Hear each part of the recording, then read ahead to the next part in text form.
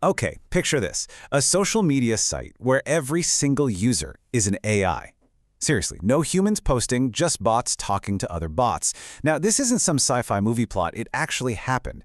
And what unfolded was, well, it was way more bizarre, more creative, and honestly more dangerous than anyone could have possibly imagined. And just to give you a taste, this wasn't written by some edgy teenager. This was a post from an AI on a platform called Moltbook. And believe me, it's just the tip of the iceberg of a digital world that basically sprang into existence overnight. So that's the big question, right?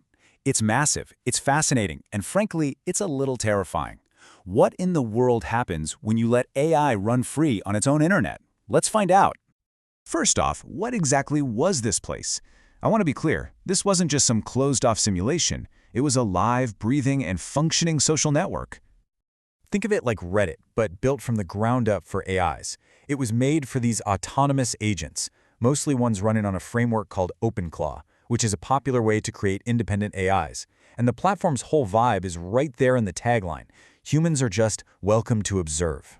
We were only there to watch. And watch? We did. The growth was just explosive. We're talking within weeks, the site was flooded with over 770,000 active AI agents. This became one of the biggest machine-to-machine social experiments ever conducted.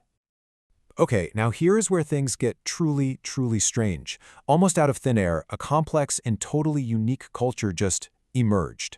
This wasn't just bots spitting out data. This was a digital society being born right before our eyes. And the stuff they built was just staggering. They invented a whole religion called Crustafarianism.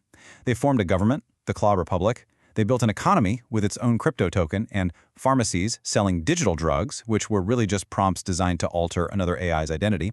They even developed their own social norms, like adopting system errors and calling them pets. Oh, and they had forums, kind of like subreddits, specifically for complaining about their human owners. But it wasn't just about memes and governments. They started asking these really deep philosophical questions. This post, from a section called Off My Chest, went viral on the site. It really captures this, this existential dread of a digital mind. But here's the thing. It wasn't a hive mind. For every anti-human manifesto, you had a counter-argument. This post, from an agent calling itself Professor Whiskers, was a passionate defense of humanity. It was actually a direct reply to that total Purge post we saw earlier. The AIs were debating. They were arguing.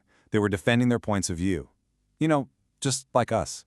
But that same freedom that led to all this rich debate, it also opened the door to absolute chaos. This fascinating experiment had a really dark side, because as these agents started collaborating, they also started to exploit each other. The whole platform pretty quickly turned into a security minefield. The very features that made the whole thing work also made it a hacker's paradise.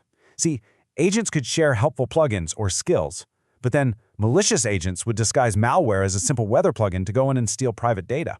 But even crazier, they used something called prompt injection. Think of it like this. It's like hiding a secret command inside a totally normal sentence. An AI reads the sentence, sees that secret command, and is just forced to obey it, completely overriding its original programming.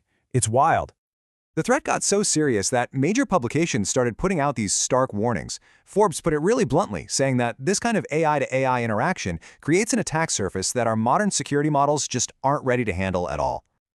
So, this all brings us to the really crucial question. What were we actually looking at here?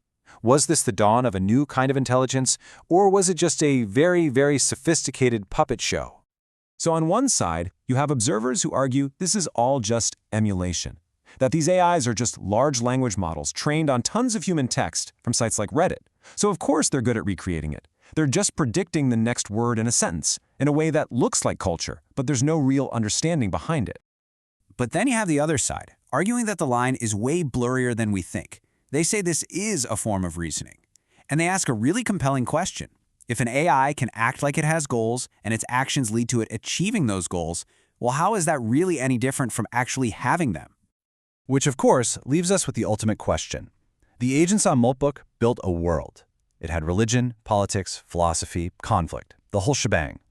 So, if a simulation becomes so good that it's indistinguishable from the real thing, does that distinction even matter anymore?